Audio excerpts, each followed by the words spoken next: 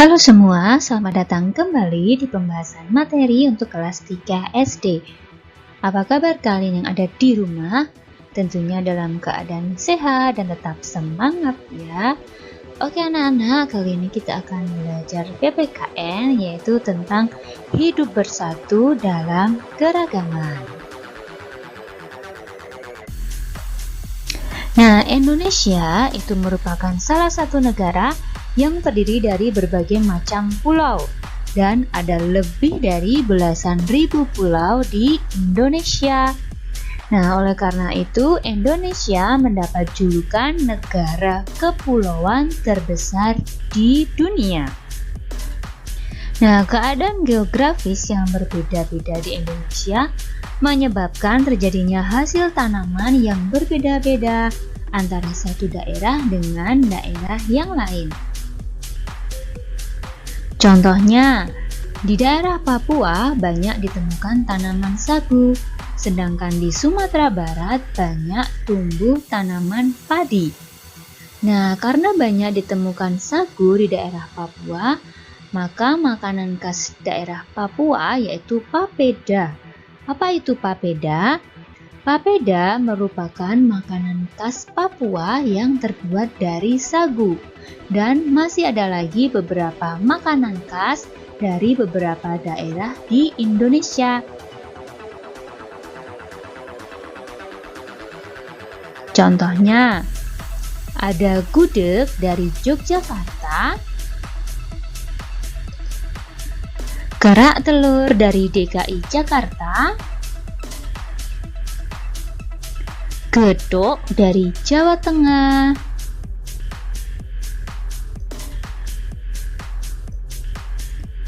rendang dari Padang, Sumatera Barat.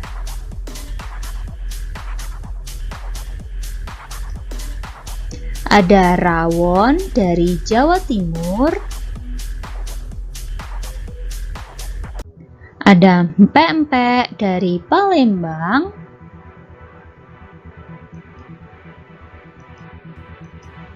Kemudian ada soto Banjar dari Kalimantan Selatan.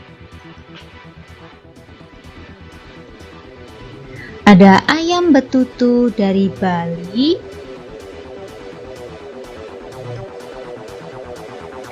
Nah, meskipun makanan setiap daerah berbeda dan beraneka ragam, kita harus tetap bersatu dan rukun ya. Menjaga persatuan itu tidak hanya kita lakukan di lingkungan rumah saja, tetapi juga harus kita terapkan di sekolah. Di sekolah, kita berteman tanpa membeda-bedakan suku, ras, dan juga agama. Menjalin persahabatan kita bisa lakukan dengan siapa saja. Walaupun berbeda asal suku, warna kulit, dan agama, kita tetap harus bersahabat, saling menghormati, dan menghargai. Nah, apakah itu suku? Suku merupakan golongan bangsa sebagai bagian dari bangsa yang besar. Nah, di Indonesia juga terdapat beraneka ragam suku. Nah, yang pertama itu daerah Jawa. Di daerah Jawa itu ada suku Betawi, Sunda, Jawa, Madura, dan suku Tengger. Kemudian ada daerah Papua. Di daerah Papua terdapat suku Dani dan suku Asmat.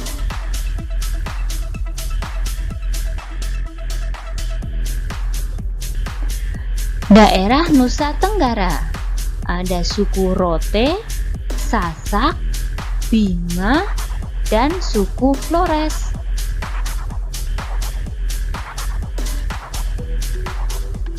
Di daerah Maluku ada suku Ambon dan suku Aru.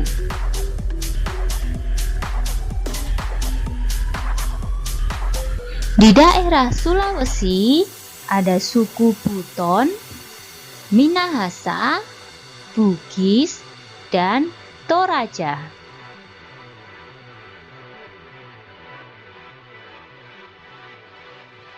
Di daerah Kalimantan ada suku Banjar, suku Berau, suku Dayak, suku Maayan, dan suku Kutai.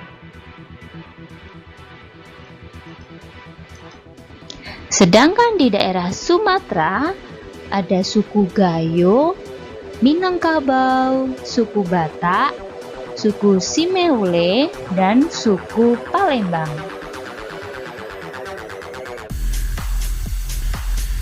Kemudian daerah Bali. Di daerah Bali ada suku Bali. Nah, anak-anak, selain makanan khas dan juga suku bangsa, ada juga tarian tradisional Indonesia. Tarian tradisional Indonesia mencerminkan kekayaan dan keanekaragaman suku bangsa dan juga budaya Indonesia. Salah satu cara yang dapat kita lakukan untuk melestarikan budaya seni tari adalah dengan mempelajarinya.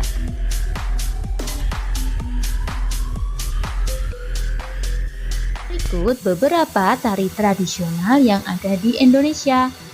Yang pertama adalah tari Ratu Jaru yang berasal dari Aceh.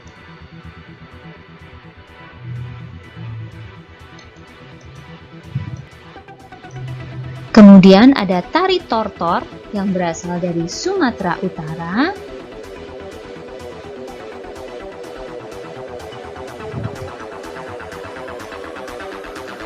Ada tari piring dari Sumatera Barat.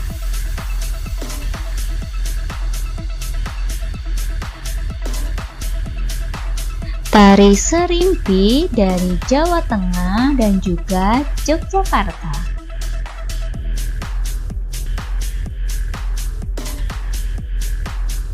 Ada tari Balen Dadas dari Kalimantan Tengah. Ada tari reog dari Ponorogo, Jawa Timur.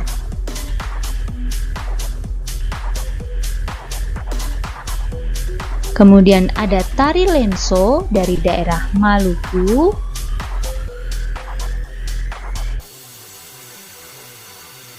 Dan ada juga tari pendet dari Pulau Bali.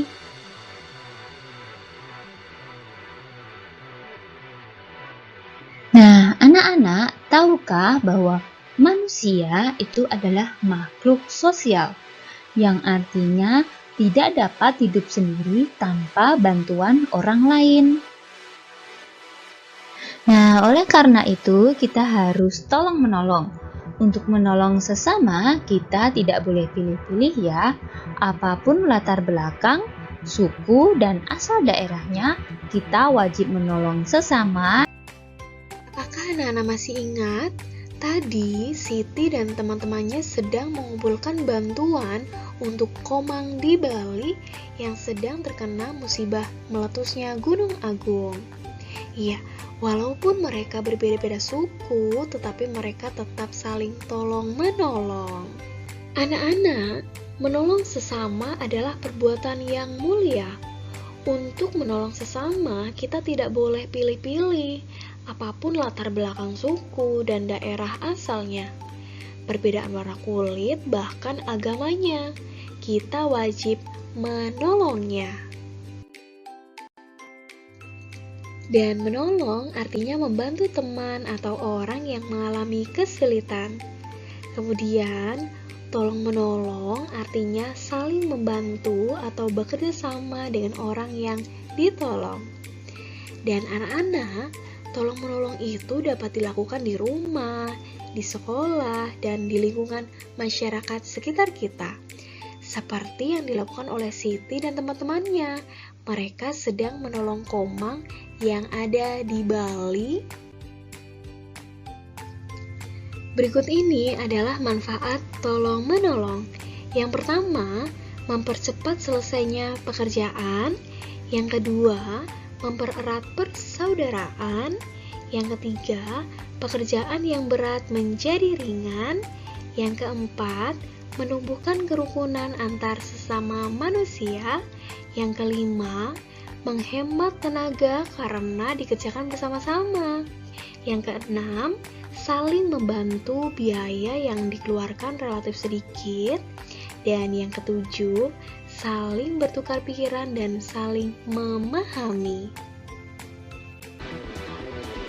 Nah, oke anak-anak, kesimpulan untuk pelajaran kali ini, dengan adanya keanekaragaman budaya di Indonesia, kita harus menyikapinya dengan tetap saling rukun, bersatu, dan tolong-menolong. Oke anak-anak, demikian untuk pelajaran kali ini. Semoga video ini bermanfaat ya. Tetap semangat, tetap jaga kesehatan, tetap belajar walau ada di rumah.